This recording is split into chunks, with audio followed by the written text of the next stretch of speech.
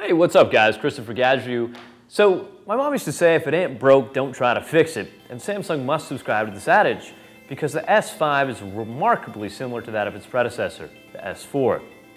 Design-wise, that is, inside the polycarbonate casing is a brand new processor, a 2800 milliamp battery, and most importantly a fingerprint reader that attempts to keep pace with Apple's newest. So how does Sammy's new phone stack up? Aesthetically, the Samsung Galaxy S5 is rather unremarkable. On the back is an almost perforated case, and like the S4 can be removed to access the micro SD card slot and battery. On the bottom is a USB 2.0 3.0 port, which now has a flap to keep out debris, dust, and more importantly, water. Yes, the Galaxy S5 is IP67 rated, so it will survive a dip in the toilet or pool. On the back is a 16 megapixel camera, and below it a flash and a heart rate sensor. Place a finger on the latter, activate the included S Health app, and your heart rate should show on the screen. Unfortunately, it works inconsistently and requires a steady and correctly positioned finger, neither of which I have when I'm exercising. Built into the home button is a fingerprint reader. To activate, you first need to teach the phone your fingerprint. Ignore the animation, which suggests you use the index finger, and encode the device with your thumb. That all said, if you thought Apple's fingerprint reader was finicky, think again. The Galaxy S5's version, more often than not, does not work. Measuring 5.1 inches, the Galaxy S5's display is slightly larger than the previous generation device, albeit by just 0.1 inch. Resolution, though, has remained the same at 1920 by 1080, aka Full HD. The result is an exceptionally good-looking AMOLED display with eye-popping colors, brightness, and a wide viewing angle.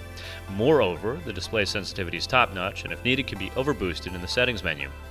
At 16 megapixels, the Galaxy S5's camera is 4 times the resolution of HTC's One M8 and double that of the iPhone 5S. It can also record Ultra HD video. There are also a variety of camera effects, including one that allows you to blur out the background relative to a face. And while this all sounds impressive, unfortunately it's not in actual use. Don't get me wrong, in well-lit scenarios it works just fine. But in low light, the S5's camera struggles to keep pace with both the iPhone 5S and the HTC One M8. Powering the Galaxy S5 is Qualcomm's Snapdragon 801 quad-core processor supported by 2 gigabits of RAM.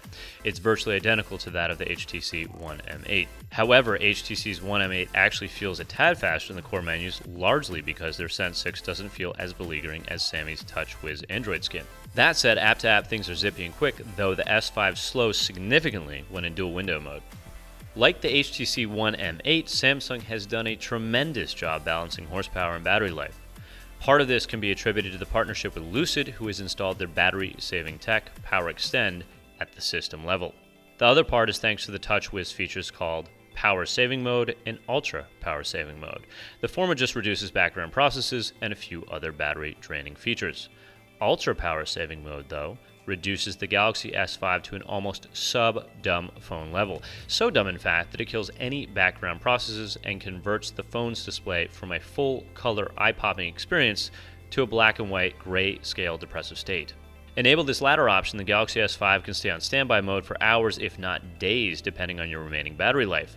That said, don't be fooled by the speculated standby hours. Based on my experience, they're a bit overstated, but nevertheless, I still applaud what Samsung has done here. Lastly is Samsung's TouchWiz Android skin. Unlike HTC Sense 6, it's a bit clunky, tired looking, and not as easy to use. Exemplifying this is the Galaxy S5's phone app, and as already mentioned, the sometimes sluggish response of the S5's core menus. So look, the handset space is becoming a much more even playing field. First it was the iPhone, which shattered all sorts of standards with its slick, easy-to-use touchscreen interface. Android attempted to follow suit, and while they initially failed, the OS eventually caught up. So where is there to go from here? Evolutionary, which is to say not revolutionary. And that perhaps best sums up the Samsung Galaxy S5. So until there is a paradigm shift like there was with the iPhone, disappointment is almost inevitable. That in mind, the Galaxy S5 is not groundbreaking or really all that remarkable in look or feel.